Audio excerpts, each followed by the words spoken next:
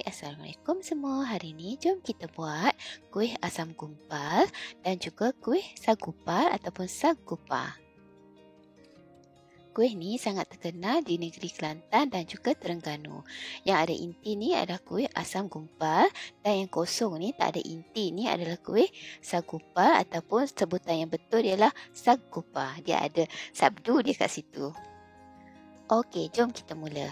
Mula-mula kita buat inti terlebih dahulu. Bahan diperlukan ialah setengah cawan kacang hijau. Kacang hijau tu saya dah basuh terlebih dahulu. Kemudian masukkan 1 helai daun pandan. Masukkan juga 2 setengah cawan air. Lepas tu kita buka api besar dan kita rebus sehingga kacang empuk.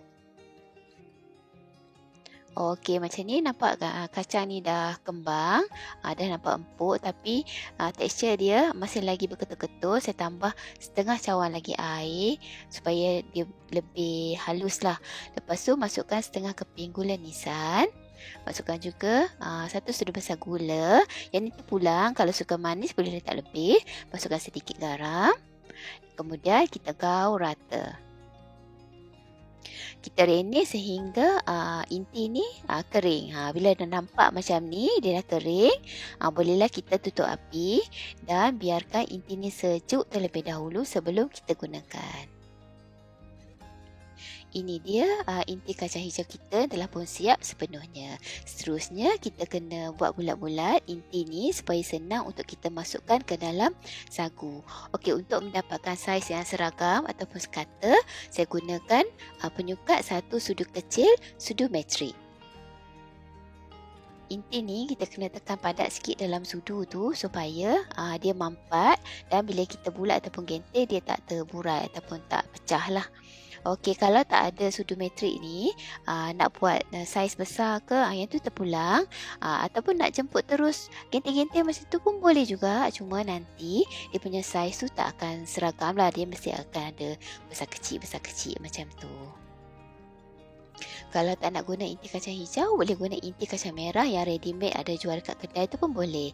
Okey, ini dia inti kita yang telah pun siap digentil. Lepas tu kita ketepikan sebentar.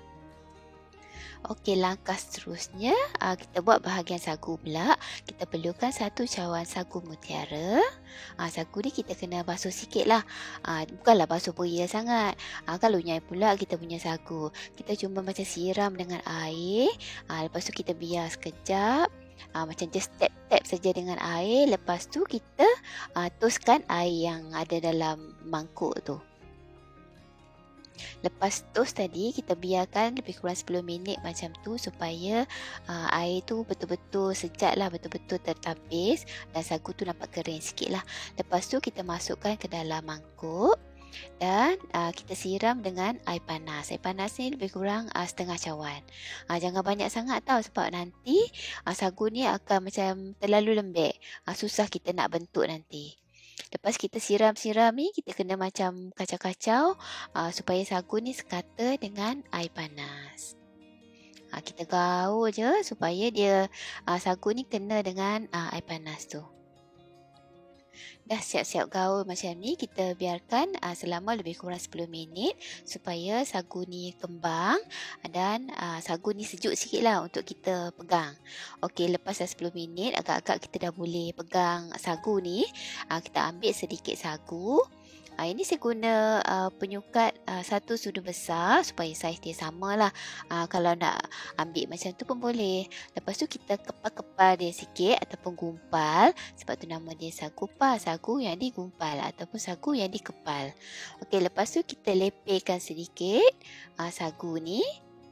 Dan kita letak inti kacang yang kita buat tadi dekat tengah. Lepas tu kita tutup inti tu ataupun kita macam buat bulat lah, kita gentil dia. Kalau tak cukup sagu tu, ambil je lah dalam mangkuk tu sikit, tak ada siapa marah. Janji inti dia tertutup, comel-comel macam tu. Kalau macam inti tu dia ada terdedah sikit, nanti bila kita rebus, dia akan macam terburai lah. Okey, dah siap macam ni, kita ketepikan. Kita ulang proses sampai sagu ni habis. Okey, untuk teknik yang kedua saya tak gumpal ataupun tak gumpal sagu ni, lepas ambil sukatan 1 sudu besar tu, saya terus letak ke atas tapak tangan. Kemudian terus letak inti dan tutup inti tu. Gentil-gentil ataupun kepal-kepal, dah siap. Okey, sebelum saya terlupa, inti kacang hijau yang kita buat tadi tu saya cuma guna separuh saja untuk sukatan 1 cawan metrik ni. Lagi separuh inti tu saya frozenkan sebab nanti nak guna untuk puasa Ramadan nanti. Nanti kalau nak makan asam gumpal ataupun sagu par, boleh terus saja ambil dari yang frozen tu. Okey, ini dia asam gumpal kita telah pun siap dibentuk. Okey, sekarang kita buat sagu par pula. Sagu par ni dia tak ada inti, jadi dia lebih ringkas dan lebih senang. Okey, untuk yang ni saya guna setengah sudu besar metrik.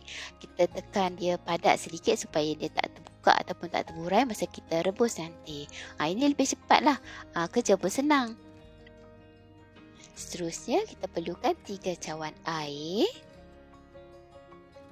2 helai daun pandan, dan kita biarkan air ni mendidih terlebih dahulu. Lepas tu barulah masukkan bola yang kita buat tadi tu.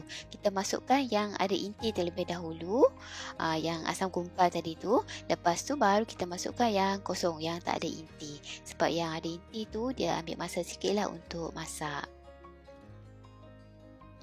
Ada setengah resepi mereka kukus, tak rebus macam ni lah. Tapi bagi saya kalau yang kukus tu dia agak leceh sikit lah. Resepi arwah bonda saya ni simple, praktikal dan sangat straightforward lah. Rebus sagu ni selama lebih kurang 2 ke 3 minit sahaja. Jangan lama sangat tau. Okey, sekarang sagu ni dia nampak hampir masak.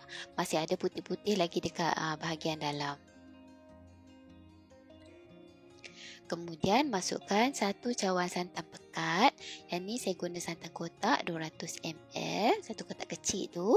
Lepas tu masukkan 4 ke 5 sudu besar gula. Ini kalau suka manis boleh letak lebih. Masukkan juga 1 sudu kecil halba dan juga sedikit garam untuk naikkan rasa lemak kuah kita ni. Okey, untuk resepi arwah bonda saya ni memang tak letak halia dan juga hirisan bawang. Kalau ada halia dan juga hirisan bawang tu mungkin dari Terengganu. Lepas dah masuk santan tu, kita kacau dia supaya santan tu tak pecah minyak ataupun macam berketul-ketul lah. Okay, lepas tu kita biarkan hingga kuah mendidih. Bila nampak mendidih macam tu dan sagu tu pun dah terapung, maknanya sagu tu dah masak dengan sempurna, dia dah jernih keseluruhannya. Macam ni dah siap lah kita punya kuih asam gumpal sekali jalan dengan kuih sagu par. Terima kasih menonton. Jangan lupa subscribe, like, komen dan share. Selamat mencuba.